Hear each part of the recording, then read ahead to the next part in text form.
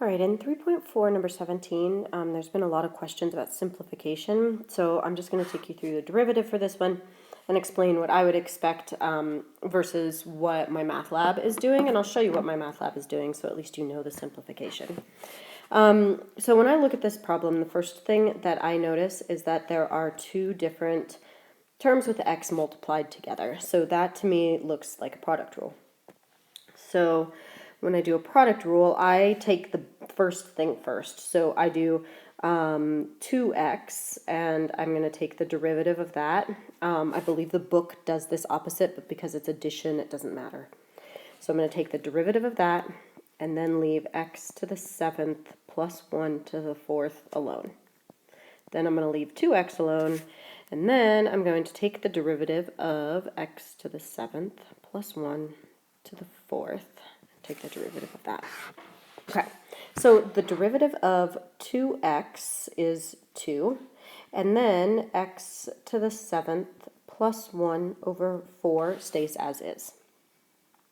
Then 2x stays as is, and then the derivative of x to the 7th plus 1 to the 4th, the 4 comes down in front, so this is a times 4 times x to the 7th plus 1, and then 4 minus 1 is 3, and then multiply by the derivative of that inside part. This is a chain rule right here. I've got to take the derivative of x to the 7th, which is 7x to the 6th, and I've got to take the derivative of 1, which is just 0. All right. And so that's it for that part. And then, if this were an exam, if this is anything else, even in my math lab, you can just plug in this answer. That is the derivative.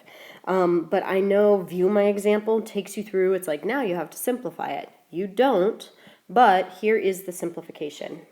So if you're going to simplify it, what you want to do is notice that on each one of these, I'm trying to find a pointer in this. Okay, here we go. On each one of these terms, so here and then added together here, terms are things that are added together. So in this term and this term, what they have in common is a 2, and there's a 2. And then the other thing that they have in common is this x to the 7th plus 1. This one has 3 of them. This one has 4 of them. So they have 3 of them in common. So what you can do is factor that out. So I can factor out a 2, and I can factor out an x to the 7th plus 1 cubed. That's what both have in common. What's left on the first thing is an x to the 7th plus 1. On the second thing, what is left, I'm going to put that in parentheses too. On the second thing, what is left, let's see, I took out the 2. There's still an x there. There's still a 4. I took out the x to the 7th plus 1 cubed, and there is still a 7x to the 6th. Alright, I can't do anything with the first stuff. I've got an x to the 7th plus 1, and then here I've got a 4 times 7, so that's 28. And I've got an x to the 6th times x, so that's an x to the 7th. So I've got 28x to the 7th and 1x to the 7th, that is 29.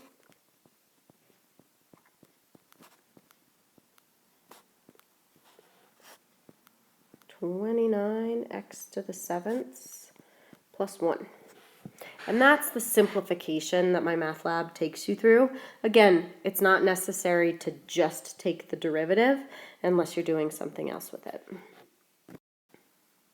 All right, I'll take you through something similar for number 18. I'm not going to write out the derivative rule. I'm just going to go for it and take the derivative right now. So what I do first is that I take the derivative of the top thing first. That's how I always remember the quotient rule, and that's because we have a derivative here. So I'm going to take the derivative of 9t minus 7 to the 4th. So the 4 comes down in front, and we've got 9t minus 7. We subtract 1, which is 3, and then we have this inside part right here, the 9t minus 7, and we need to take the derivative of that, which is 9. Then we multiply by the bottom. Then we subtract, and the top stays as is, 9t minus 4, or 7 to the 4th. And then take the derivative of the bottom. The derivative of t is 1. The derivative of 4 is 0. And this is all divided by the bottom, t plus 4, all squared. Now, this does exactly something similar as before, where you look for like terms. So in the first one, I've got a 4. I don't have a 4 over here.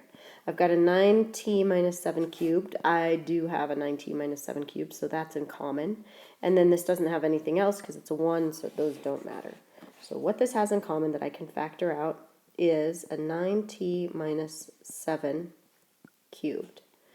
What I'm left with is a 4 times 9 times t plus 4 on that first one.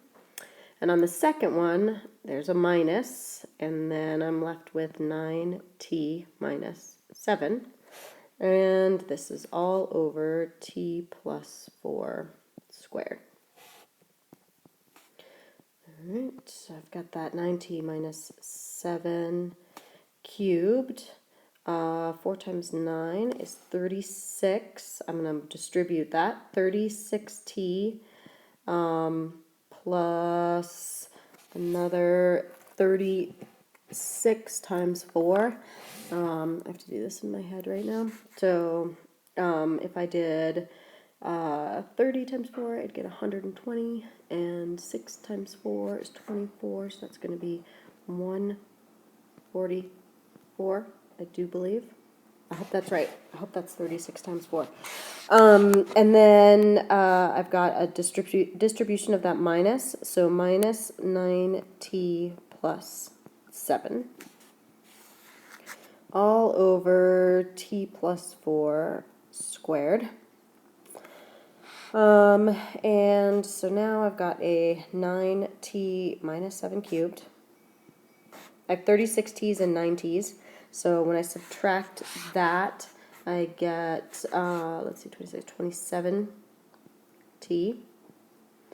And then 144 plus 7 is going to give me 151.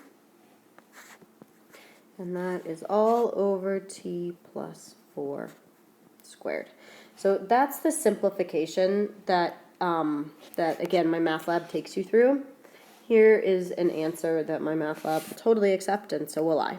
So hopefully this helped.